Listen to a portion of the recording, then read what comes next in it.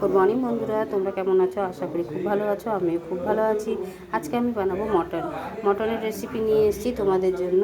Mutton তো অনেক রকমভাবে বানিয়ে খেয়েছো। আজকে আমি যেভাবে বানাবো একবার তোমরাও এইভাবে বানিয়ে খেয়ে দেখবে। অতি সহজে আর ঘরোয়া উপকরণেই মটনের রেসিপিটা হয়ে যায়, আর খেতেও দুর্দান্ত লাগে। চলো বন্ধুরা, বেশি কথা না বলে কাজের দিকে এগিয়ে যায়। দেখো, বানানোর জন্য আমি আলু নিয়ে নিয়েছি একটু বেশি পরিমাণে।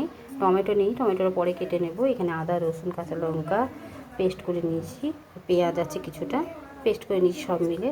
আর এখানে নিয়েছি গোটা রসুন আর গোটা পেঁয়াজ, ছাঁচি পেঁয়াজ এটা। আর এখানে নিয়ে নিয়েছি পেঁয়াজ কুচোনো। এখানে গরম মশলা যা যা থাকে সেসব, তার সাথে গোলমরিচ নিয়ে নিয়েছি। আর এখানে আমি তেল, হলুদ, জিরে গুঁড়ো মাখানো আছে। এবার আমি কড়াইয়ে তেলটা গরম হতে দিয়ে দেবো।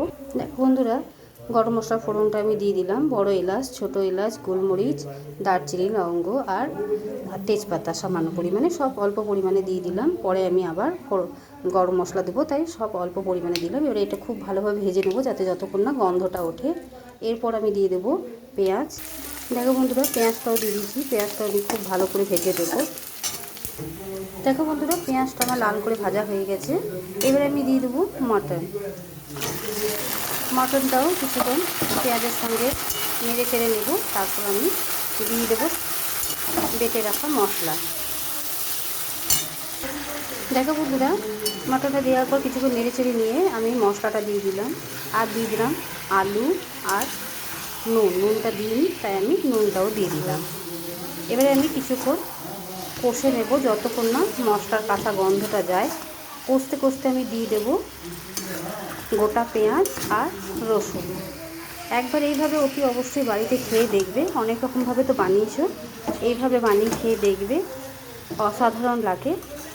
আমার রিকোয়েস্ট রইল, তোমরা এইভাবে বানিয়ে খেয়ে দেখবে আর আমাকে জানাতে ভুলবে না যে রেসিপিটা কেমন লেগেছে। মটন তো সবাই জানে, কিন্তু তবুও বললাম যে একবার এইভাবে বানিয়ে দেখবে। এবারে আমি খুব ভালো করে কষিয়ে নেব। দেখো বন্ধুরা, নেড়ে চেড়ে নিয়েছি। এখনও মশলার গন্ধটা কাঁচা হয়ে আছে, গন্ধটা ছাড়ছে, তাই এইভাবে আমি কয়েকবার নেড়ে চেড়ে নেব যতক্ষণ না গন্ধটা যায়।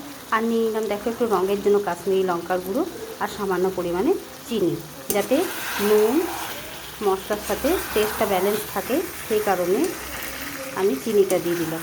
আর কালারের জন্য একটু কাশ্মীরি লঙ্কার গুঁড়ো। এভাবে আমি কষিয়ে নেব। আর দিয়ে দিলাম গোটা পেঁয়াজ আর গোটা রসুন। তোমরা যদি চাও পরিমাণটা বেশি দেবে, পরিমাণটা বেশি দিতে পারো। আমার এতটুকুই প্রয়োজন, তাই আমি এতটুকুই দিলাম। আর এই রসুন আর এই পেঁয়াজ খেতে যে কত অদ্ভুত লাগে টেস্ট, সে যারা না খেয়েছে তারা বুঝবে না। একবার এইভাবে বানিয়ে খেয়ে দেখবে, রসুনের টেস্টটা অসাধারণ। এইভাবে আমি নেড়ে চেড়ে কষিয়ে নেব। তারপর মাঝে মাঝে ঢাকা দিয়ে খুলে খুলে দেখে নেব যাতে কষানোটা ঠিক হয়েছে কিনা। আর তোমাদেরও মাঝে মাঝে আমি দেখিয়ে দেবো। দেখো বন্ধুরা, ঢাকা দিয়ে দিয়ে আমি কয়েকবার নেড়ে চেড়ে নিয়েছি। এইভাবে আমি আরও কিছুক্ষণ নেড়ে চেড়ে নেব যাতে মশলার গন্ধটা সম্পূর্ণভাবে চলে যায়। সেদিকটা খেয়াল রাখতে হবে, না হলে মাংসের যে টেস্টটা সেটা আসবে না মশলার গন্ধ থাকলে, আর খেতেও ভালো লাগবে না।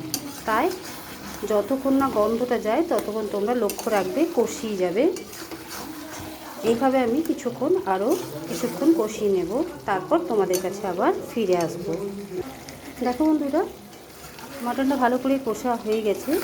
আর দিয়ে দিলাম দুটো টমেটো মিডিয়াম সাইজের। এবার টমেটোটা দিয়ে কিছুক্ষণ কষিয়ে নেব। আর এইদিকে আমি দেখো গরম জল হতে দিয়েছি। গরম জলের মধ্যে এই মটনটা দিয়ে দেব, তাহলে তোমার স্বাদটা দ্বিগুণ হয়। ঠান্ডা জল দেবে না একদম। একবার এইভাবে বানাবে বন্ধুরা, তোমাদের কাছে আমার রিকোয়েস্ট রইল। আর খেয়ে বলবে কীরকম লেগেছে। এইভাবে আমি কিছুক্ষণ আরও কষিয়ে নিয়ে তারপর আমি মাটনটা জলের মধ্যে প্রেসারে দিয়ে সিটি দিয়ে দেবো। দেখো বন্ধুরা, মাটনটা ভালোভাবে কষানো হয়ে গেছে। এবারে আমি প্রেসারে যে জল গরমটা বসিয়েছি তার মধ্যে ঢেলে নিয়ে আমি সিটি দিয়ে দেবো। এবারে আমি প্রেসার কুকারে ঢেলে নিই। দেখো বন্ধুরা, মাংসের ঝোলের রেসিপিটা আমার তৈরি হয়ে গেছে আর সব সুপ সেদ্ধ হয়ে গেছে। দেখো, দেখতে কতটা লোভনীয় হয়েছে। আর কালারটাও কি সুন্দর এসছে। এবারে আমি দিয়ে দেবো সামান্য পরিমাণে গরম মশলার গুঁড়ো, কারণ আগে দিয়েছি সেই কারণে এখন অল্প পরিমাণে দিলাম। এবারে আমি গ্যাসটা অফ করে দিয়ে বাটিতে ঢেলে তোমাদের কাছে আবার ফিরে আসবো। দেখো বন্ধুরা, মটনের রেসিপিটা তোমাদের কেমন লেগেছে আমাকে অতি অবশ্যই জানাবে।